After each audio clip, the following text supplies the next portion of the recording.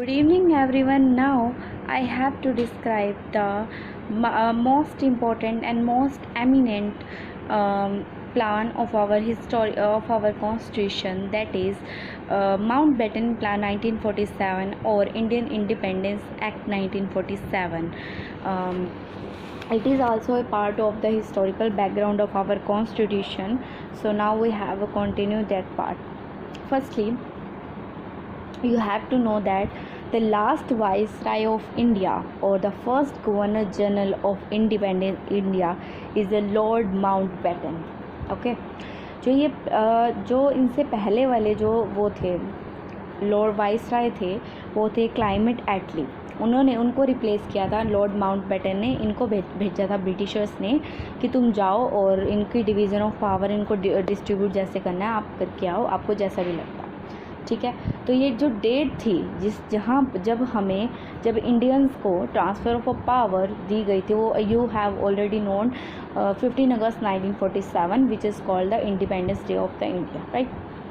इस प्लान के अंदर कुछ ये चीज़ थी, कुछ थोड़ा बैकग्राउंड देख लेते हैं कि इसमें इंटरनेशनल बाउंड्रीज़ फिक्स की गई थी कि दोनों कंट्री हैं, जैसे बाउंड्रीज़ फिक्स कर दी तो आपको इनको डिवाइड करना था, ऐसा था। तो इनके जो चेयरमैन थे वो थे सर साइरल रेडक्लिफ, ठीक है।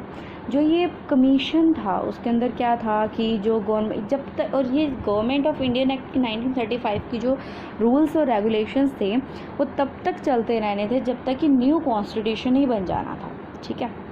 अब हम चलते हैं इस प्लान की तरफ।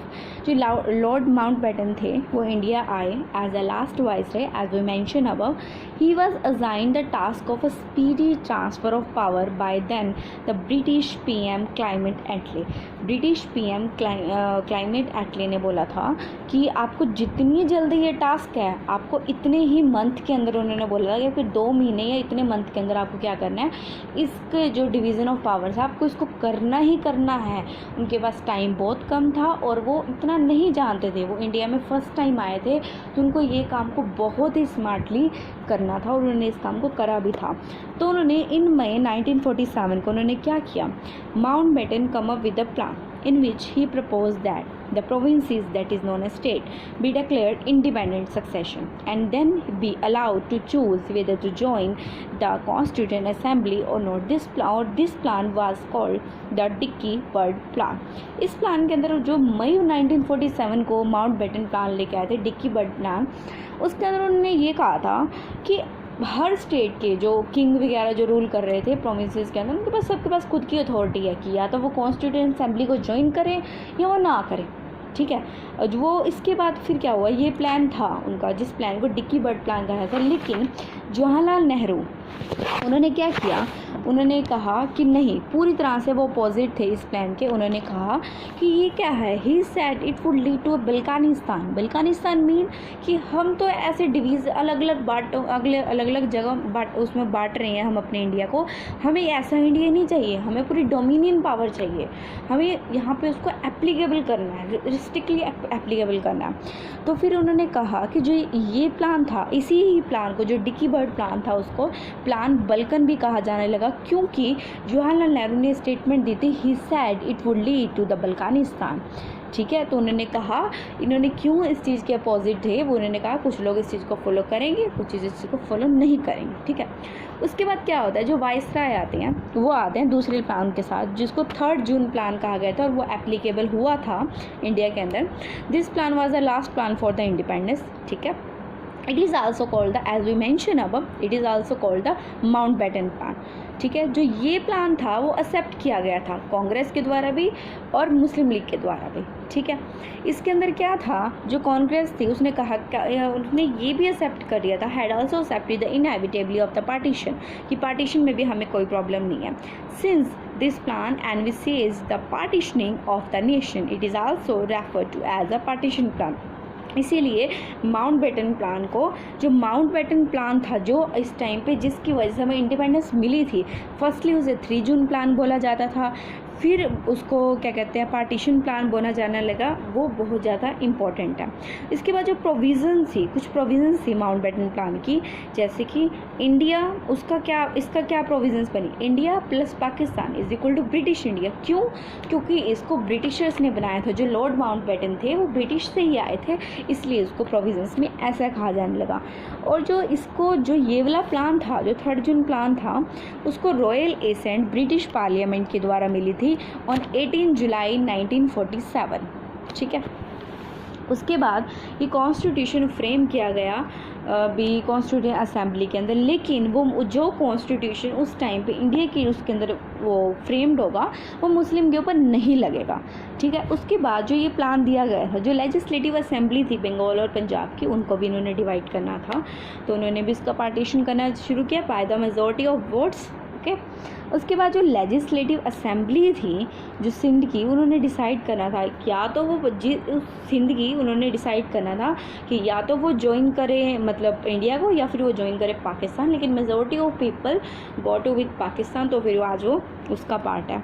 कुछ थोड़े से इसका बैकग्राउंड था, इसमें क्या था, जो क्लाइमेट एटली थे उन्होंने पूरी तरह से सेल्फ गवर्नमेंट इंडिया के राइट्स को कब दिया था, 3 जून 1948 को, पूरी तरह से दिया गया था। और 1948 यहाँ पर क्यों बोला गया, 3 जून को नहीं, जून 1948 को, इसका भी आगे से एक कंक्लूजन निकलता है, वो बताएंगे। और उसके बाद यहाँ पे एक पॉइंट ये भी आया था, जो रेफरेंडम थी, referendum was to be held on NWTP and silent disturbed to decide which dominion to join। इनमें मतलब वही था कि जो नॉर्थ वेस्ट के अकॉर्डिंग, दिशा के अकॉर्डिंग एक रेफ्रिजरेटर बनाया, मतलब एक चीज़ बनाई गई थी जिसके अकॉर्डिंग वो डिवीज़न करना चाहते थे कंट्रीज़ को, स्टेट्स को, जो पाकिस्तान में जाएगा, कौन इंडिया में जाएगा। लेकिन जो क्या थे, जो मुस्लिम लीग पाकिस्तान के जो वो थे अब्दुल जफ़र खान, उन्होंने पूरी तरह से रिजेक्ट कर दिया इस ऑफर, कहते मुझे नहीं करना, मैं यहाँ से जा रहा हूँ। ठीक है, उसके बाद क्या हुआ कि धीरे ऐसे होने लगा। फिर उसके बाद लास्ट में 15 अगस्त तक जो सारी डिवीज़न ऐसे होगी मेजॉरिटी ऑफ स्टेट के आधार पर। कुछ पार्ट जो था हमारे पंजाब का, जो वेस्ट साइड जा रहा था, वो पाकिस्तान को दे दिया गया। मतलब बहुत सारी जगह थी उनका मेजॉरिटी ऑफ, उसके ऊपर ही हमने यहाँ पर वो किया था। उसके बाद जो हमारा इंडिया है, इंडिया के अंदर जो अभी भी India act include 1947 was placed in our constitution under article 395 and 212 of Pakistan constitution of Pakistan in 1956। Okay, उसके बाद जब हमारे इंडिया पूरी तरह से इंडिपेंडेंट हो गया, 3 स्टेट ऐसी थी जो इसको जो ना तो इंडिपेंडेंट रहना चाहती थी, ना वो पाकिस्तान में जाना चाहती थी, ना वो इंडिया में जाना चाहती थी। उन स्टेट्स का नाम था, फर्स्ट था जूनागढ़ जो गुजरात के अंदर है, जो दूसरा था हैदराबाद, तीसरा था जम्मू एंड कश्मीर जिसका अभी भी केस चल ही रहा। जूनागढ़ जो था उसके अंदर सबसे बड़ी प्रॉब्लम क्या थी, उसका रूलर जो था मुस्लिम रूलर था, और लेकिन जो पब्लिक थी वो हिंदू थी। पहले तो जूनागढ़ ने जो वो थे पाकिस्तान के जो वो थे प्राइम मिनिस्टर उस टाइम पे जो उनको लीड कर रहे थे, उन्होंने उसको कन्विंस करने की कोशिश की, तो जूनागढ़ एक बार मान गए थे कि हाँ हम ठीक है, हम तो पाकिस्तान में ही चले जा रहे थे। वो पूरी तरह से जिन्ना के साथ वो पूरी तरह से एक साइन कर रहे थे एग्रीमेंट अपना कि ठीक है, जैसे हम कहेंगे आप प्लीज़ हमारी कंडीशन मान लेना, then I have to agree to join the Pakistan on 15 सितंबर 1947। लेकिन नेहरू ने कहा नहीं, जब पब्लिक ने पूरी तरह से इसके अंदर विद्रोह करना शुरू कर दिया, नहीं हमें पाकिस्तान में नहीं जाना, तो नेहरू और जो उस टाइम सरदार पटेल थे उन्होंने क्या किया, पूरी तरह से कोशिश की, तो जूनागढ़ के जो वो थे रूलर थे उनको पूरी तरह से कन्विंस करा कि आप इसके अंदर ही रहो, ठीक है, इसके में ही आपका फ़ायदा है। बाद में ऐसा हो कि पाकिस्तान ने अगर आपको निकाल दिया तो फिर आप कहाँ जाओगे। उसके बाद जूनागढ़ हमारे इसमें आ गया, ठीक है, ऑन 20 फरवरी 1948 में इसके द्वारा ये आ गया था प्लेबिसाइड के अंदर। प्लेबिसाइड वाज कंडक्टेड ऑन 25 1948, तो Junagadh was a part of the India. उसके बाद हैदराबाद की बात आई। हैदराबाद में क्या था कि वही बात आई थी, मुस्लिम रूलर था और हिंदू उसकी वो थी, फिर भी उसको भी कन्विंस किया गया ऑन सितंबर 1948 में हैदराबाद में इंडिया का पार्ट आ गया। ये आफ्टर इंडिपेंडेंस हुए थे। फिर आती है बात जम्मू एंड कश्मीर की। जम्मू एंड कश्मीर का थोड़ा सा चेंज था। उसमें जो उसके वहाँ पे लीड थे, जो मिनिस्टर थे वो थे हरि सिंह, जो राजा थे वो हरि सिंह थे, वो हिंदू थे। और जो बाकी जो majority of the public was a Muslim. Till now the majority of the public in Jammu and Kashmir was a Muslim. ठीक है, तो वहाँ पे वो चाहते थे कि चलो हमें पाकिस्तान भेज दो, बट लेकिन वो कहते थे, जो वहाँ पे राजा थे वो मानने को तैयार नहीं थे। बहुत सारे एग्रीमेंट्स होने के बाद लास्ट में जाके वो जम्मू एंड कश्मीर हमारे इंडिया का पार्ट बना, लेकिन उनके अंदर उन्होंने कुछ कंडीशंस रखी। क्यों? उन्होंने जो हमारे कॉन्स्टिट्यूशन के अंदर आर्टिकल 370 है उसके अंदर उन्होंने बताया कि जो कॉन्स्टिट्यूशन पूरे होल ऑफ इंडिया में एप्लीकेबल होगा वो जम्मू एंड कश्मीर में नहीं होगा। जम्मू एंड कश्मीर के लिए अलग से लॉ बनेंगे, अलग से सब कुछ बनेगा, फ्लैग फ्लूग सब कुछ अलग से होगा। लेकिन फिर बाद में उन्होंने बहुत सारी कन्वर्सेशन होने के बाद अभी करंटली नरेंद्र मोदी ने 370 को अबोलिश करने की कोशिश करी है और मॉडिफाइड करने की कोशिश की है, but till now it is not enforce in our practically or in our constitution, but according to last amendment it has to be abolished. और ये था हमारा Mountbatten plan, which is a quite important